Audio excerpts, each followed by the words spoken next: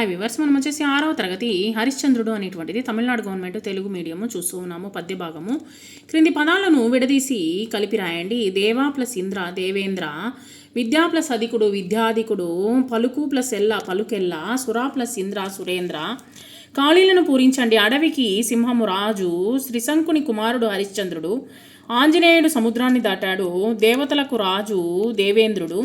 వ్యతిరేక పదాలను రాయండి. అబద్ధము నిజము, వినయము అవినయము, సత్యము అసత్యము, నీతిమంతుడు అవినీతిమంతుడు. హరిశ్చంద్రుని గొప్పతనాన్ని వశిష్ఠుడు ఎవరితో చెప్పాడు, ఎందుకు చెప్పాడు? హరిశ్చంద్రుని గొప్పతనాన్ని వశిష్ఠుడు ఇంద్రునితో చెప్పాడు. ఈ ప్రపంచములో ప్రసిద్ధిగాంచినటువంటి మహాపరాక్రమవంతుడు హరిశ్చంద్రుడు. ఇతడు 16 రకాల దానాలు చేస్తూ ఆనందిస్తాడు. వినయమే అలంకారముగా కలవాడు, వివేకమే సంపదగా కలవాడు, మంచి కీర్తి వైభవము కలవాడు, ధనుర్వేద విద్యలో ఆరితేరినవాడు, మేఘంలా గాంభీరమైనటువంటి వాడు. హరిశ్చంద్రుని గురించి గుణగణాలను ఏ విధంగా కవి వర్ణించాడు, లేదా హరిశ్చంద్రుడి గుణగణాలను ఏ విధంగా వశిష్ఠుడు వర్ణించాడు అనేటువంటిది కూడా రాయొచ్చు అనమాట.